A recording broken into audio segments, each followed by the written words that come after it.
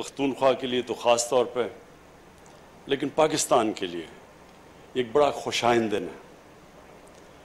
اور میں اس کی وجہ آپ کو یہ بتاتا ہوں کہ اس کے دو پہلو ہیں. ایک تو یہ special economic zone industrial park بن رہی ہے اور فیوچر پاکستان کا انڈسٹریلائزیشن میں ہے. یعنی اگر ایک قوم کی دولت میں اضافہ ہونا ہے، ویلتھ کریشن ہونی ہے، تو وہ انڈسٹریلائزیشن کے بغیر نہیں ہو سکتی. اور دوسری اس کی خوشی کی بات یہ ہے کہ ہماری یہ جو رشیا کا اکنامک زون ہے، اس کی کولیبریشن یہ سی پیک کے اندر آتا ہے، یعنی جو چائنا پاکستان اکنامک کوریڈور کا حصہ ہے. یہ بھی بڑی خوشائند چیز پاکستان کے لیے اس لیے ہے کہ آج اگر دنیا میں جو سب سے تیزی سے ملک ترقی کر رہا ہے وہ چائنا ہے، اور اس کی جو ترقی ہے اس سے ہم سب سے زیادہ سیکھ سکتے ہیں. جو مغرب کے ملکوں کی انڈسٹریلائزیشن ہے وہ پرانی ہے، اور وہ اس سے ہم ریلیٹ نہیں کر سکتے. یعنی اس کی جو انڈسٹریلائزیشن ہے اس سے پاکستان اتنا نہیں سیکھ سکتا. لیکن چائنا کی سب سے ریسنٹ یعنی جو انڈسٹریلائزیشن ہے وہ پچھلے 30-40 سال میں چائنا انڈسٹریلائز ہوا ہے، اور جس تیزی سے ہوا ہے اس سے ہم بہت کچھ سیکھ سکتے ہیں. میں رشیا کے اکنامک زون کے لیے ایک چیف منسٹر صاحب آپ کو پہلے ایک وارننگ دے دوں. یہ جو مجھے آپ دکھا رہے تھے کہ اس میں بڑا انٹرسٹ ہے لوگوں کی اس کو کالونائز کرنے کا، زمینیں خریدنے کا. یہ ان کی زمینوں کو بالکل بیچے نہ. یہ تو بڑا اچھا ہو گیا کہ ہمارا سینچری سٹیل آ چکا ہے، چائنیز کی فرم وہ تو آ گئی. لیکن ان کو لیز پہ رکھیں، اور لیز پہ کم پیسے پہ لیز کریں، کیونکہ جو بیچیں گے خطرہ یہ ہے کہ جب آپ ان کو زمینیں بیچیں گے یہ پھر ریل اسٹیٹ بن جاتی ہے. ہماری جو کئی انڈسٹریل زونز ہیں وہ ریل اسٹیٹ اسپیکولیشن میں چلی جاتی ہیں. قیمتیں اتنی بڑھ جاتی ہیں وہاں کہ وہ جو انڈسٹری ہے وہ وہاں آتی نہیں ہے. کیونکہ انڈسٹری اگر پہلے اتنی مہنگی زمین خریدے گی، پھر اس کے اوپر انڈسٹری لگائے گی، تو اس کے پاس نفع تو نہیں بچنے لگا زیادہ. اس لیے وہ انڈسٹریلائزیشن کے سامنے بہت بڑی رکاوٹ ہے کہ یہ جب اسپیکولیشن میں زمینیں بکنی شروع ہو جاتی ہیں. لہٰذا ان کو لیز پہ دیں، کیونکہ میں یہ چاہتا ہوں کہ صحیح معنی میں جو لوگ انڈسٹری لگانا چاہتے ہیں وہ یہاں آئیں، بجائے اس کے کہ لوگ جو پراپرٹی کا وہ جو سارا پاکستان میں اسپیکولیشن میں کام شروع ہو جاتا ہے، یعنی پراپرٹی کی قیمتیں بڑھتی جاتی ہیں صرف اسپیکولیشن پہ. دوسری چیز جو پاکستان کو سب سے زیادہ ضرورت ہے، ایکسپورٹ کے لیے انڈسٹری لگیں. ہمارا مسئلہ کیا رہا ہے آج تک؟ جب سے پچھلے 50 سال سے، اس سے پہلے پاکستان بڑی تیزی سے انڈسٹریلائز ہو رہا تھا. ہمارا مسئلہ یہ رہا کہ ہم نے ایکسپورٹس کے اوپر توجہ نہیں دی. اب جب تک آپ دوسری دنیا کو چیزیں زیادہ بیچیں گی نہیں، آپ کی دولت کیسے بڑھے گی؟ تو اگر آپ کی ایکسپورٹس نہیں بڑھتی تو ملک کی دولت تو نہیں بڑھنے لگی. اور صرف ہم اگر اپنی اناج بیچیں، گندم بیچیں، چینی بیچیں یا چاول بیچیں، اس سے تو پاکستان امیر نہیں ہونے لگا. ہماری جو اوسط آمدنی ہے اس سے تو اوپر نہیں جائے گی. تو چائنا سے جو ہم سیکھ سکتے ہیں، انہوں نے جو انڈسٹریلائز کیا، انہوں نے جو انڈسٹریلائزیشن تھی، انہوں نے خاص توجہ اپنی ایکسپورٹس پہ دی. ان کی جو اسپیشل زونز بنی انڈسٹری کی، وہ اس میں صرف شروع میں ایکسپورٹ کے لیے انہوں نے دنیا سے انڈسٹریز کو کہا کہ آ کے یہاں سے ایکسپورٹ کرو، اور ادھر سے ان کی ڈیولپمنٹ شروع ہوئی. ہم نے کبھی بھی ایکسپورٹس کے اوپر توجہ نہیں دی. تو یہ جو رشیا کی جو انڈسٹریل اسٹیٹ جو اسپیشل اکنامک زون بن رہی ہے، اور وہ بھی سی پیک کے نیچے، یہ ہمارے لیے ایک بہت بڑی اپرچونٹی ہے کہ جو آپ کی یہاں اتھارٹی بنے گی اس کے لیے بڑا ضروری ہے کہ پریفرنس دیں. اگر زیادہ لوگ آنا چاہیں، ایکسپورٹ کی انڈسٹری کو پریفرنس دیں. اور دوسری چیز کہ ون ونڈو آپریشن، کیونکہ آپ نے اب اتھارٹی بنائی ہے، اس کا مقصد ہی یہ ہے کہ جب ایک انویسٹر آتا ہے اس کے لیے آسانیاں پیدا کریں. جتنا انویسٹر کے لیے آسانیاں پیدا کریں گے اتنے زیادہ انویسٹر آئیں گے. ہمارے اب تک بدقسمتی سے ہم انویسٹر فرینڈلی کنٹری نہیں رہے. ہم انویسٹرز کے لیے آسانیاں نہیں ہم نے پیدا کی. سمپل یہ لاجک یہ ہے کہ ایک انسان، میں اگر اب میرے پاس پیسہ ہے اور میں کچھ کاروبار شروع کرنا چاہتا ہوں تو میں کاروبار تو تب شروع کروں گا اور اس میں سے مجھے نفع ملے گا. میں خیرات کے لیے تو کاروبار نہیں لگاتا. تو انویسٹر ادھر آتا ہے جدھر اس کو پروفٹس ملیں. تو پروفٹس ملنے کے لیے گورنمنٹ کا کام ہے ان کے لیے آسانیاں پیدا کریں، اور یہ جو اسپیشل اکنامک زونز ہیں ان کے اندر انسینٹیوائز کریں. اس وقت چائنا کے اندر بہت ان کی انڈسٹری ہے، کیونکہ ان کی جو لیبر کی قیمتیں ہیں جو وہ اتنی اونچی بڑھتی جا رہی ہیں کہ ان کی بہت سی انڈسٹری ہیں جو اب دوسرے ملکوں میں جا رہی ہیں جدھر مزدوروں کی کم قیمت ہے، یعنی لیبر کی تنخواہیں کم ہیں. بنگلہ دیش جا رہی ہیں، ویتنام جا رہی ہیں. تو ہم پوری اب کوشش کر رہے ہیں، میری گورنمنٹ پوری کوشش کر رہی ہے کہ ہم ان کو وہی انسینٹیوز دیں تاکہ وہ بجائے ادھر جانے کے پاکستان آئیں، کیونکہ ہمارے اس وقت پاکستان ایک اٹریکٹیو جگہ بن سکتی ہے. صرف ہمارا مسئلہ یہ ہے کہ وہ جب انویسٹر آتا ہے تو ہم اس کے لیے اس طرح کی آسانیاں نہیں پیدا کرتے، اس کی رکاوٹیں نہیں دور کرتے.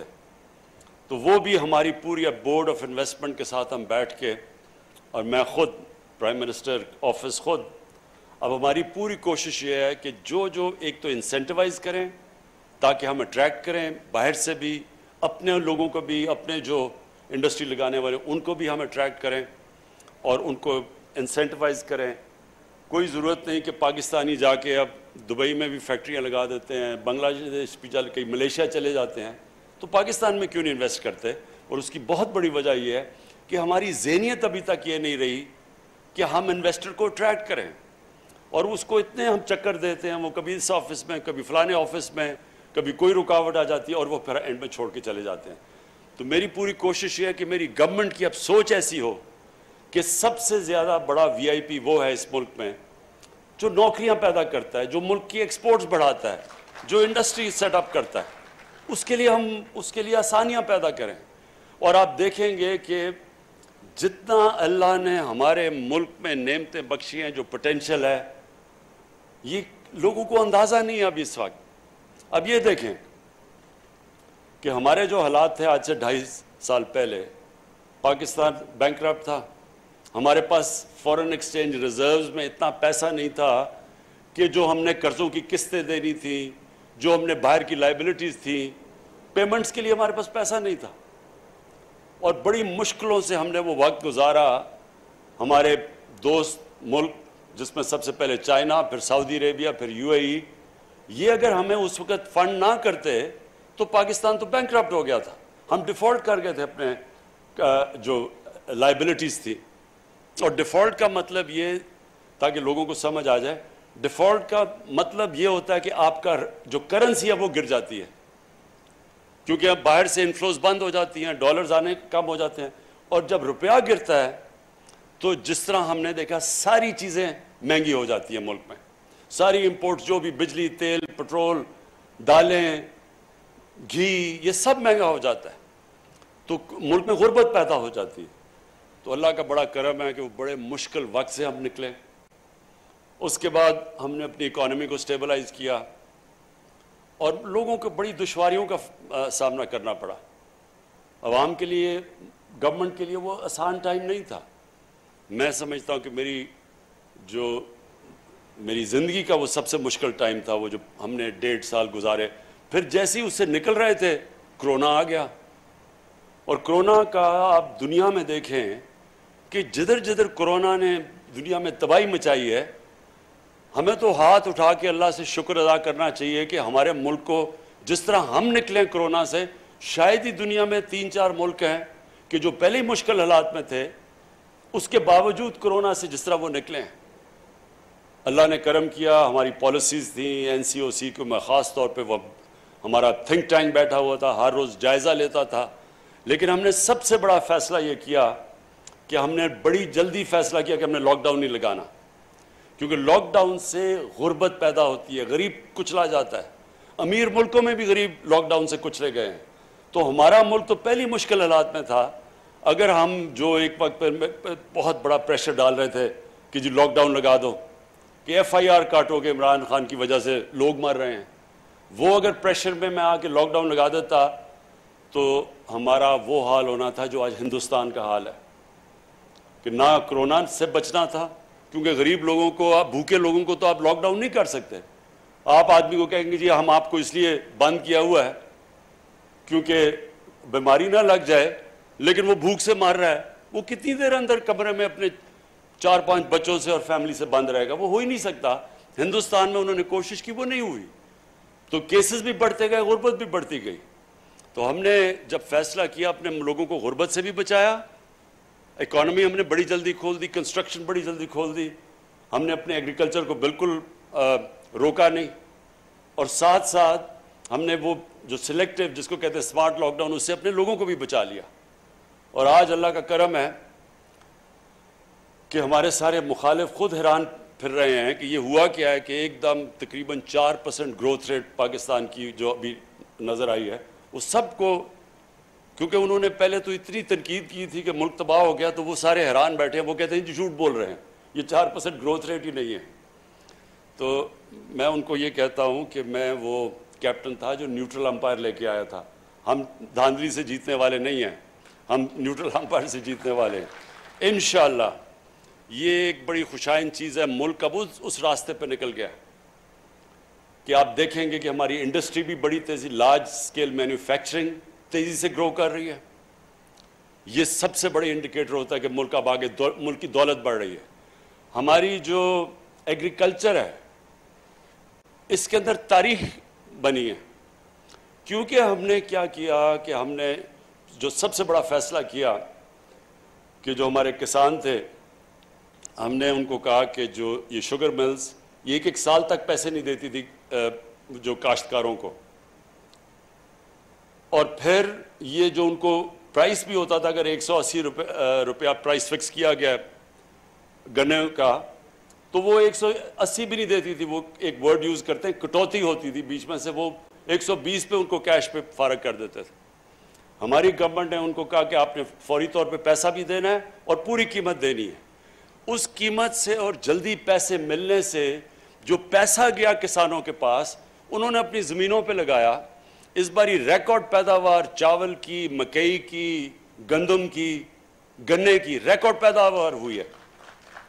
تو ریکارڈ پیداوار اور پیسے بھی ریکارڈ ملے ہیں ان کو. اس کی وجہ سے خوشحالی آئی ہے. سارے دیہاتوں کے اندر ٹریکٹرز کی ریکارڈ سیل ہوئی ہے، موٹر سائیکلوں کی سیل ہوئی ہے، گاڑیوں کی سیلز ہوئی ہیں، فرٹیلائزر یعنی کھادوں کی سیل ریکارڈ ہوئی ہے. اس سے ہوا کیا ہے کہ سارے ملک کی اکانومی اٹھنی شروع ہو گئی ہے اور ساتھ انڈسٹری بھی چل پڑی ہے. تو آگے میں اپنی قوم کو یہ بھی کہنا چاہتا ہوں کہ بڑا انشاءاللہ اچھا وقت آ رہا ہے.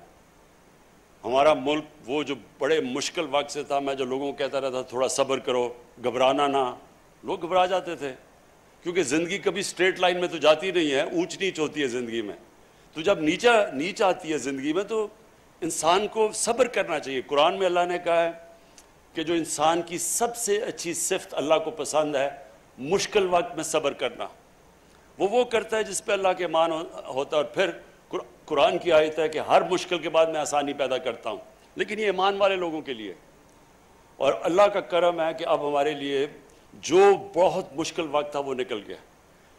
جو میں اپنی قوم کو آگاہ کرنا چاہتا ہوں، جو اب خطرہ ہے ایک، وہ خطرہ یہ ہے کہ جیسے جیسے اب ہماری اکانومی بڑھتی جا رہی ہے، پریشر اب پڑے گا ہمارے کرنٹ اکاؤنٹ کے اوپر. کرنٹ اکاؤنٹ کا مطلب ہوتا ہے کہ ڈالر ملک میں کتنے آ رہے ہیں اور ڈالر ملک سے باہر کتنے جا رہے ہیں. ابھی تک جو پچھلے 8-10 مہینے میں ہمارا کرنٹ اکاؤنٹ، جو جب ہمیں ملی تھی گورنمنٹ 2.5 سال پہلے، 20 ارب ڈالر کا خسارہ تھا. پاکستان کی تاریخ کا سب سے بڑا خسارہ ہمیں ملا تھا. اب پچھلے 10 مہینے سے جو ہمارا کرنٹ اکاؤنٹ ہے وہ سرپلس پہ ہے. تو ہمارے ملک میں زیادہ ڈالرز آ رہے ہیں بنسبت باہر جانے کی، جس کی وجہ سے ہمارا روپیہ، یہ بھی پاکستان میں تاریخ پہ بڑا کم ہوا کہ پچھلے کتنے مہینے میں ہمارا روپیہ مضبوط ہوتا گیا ہے.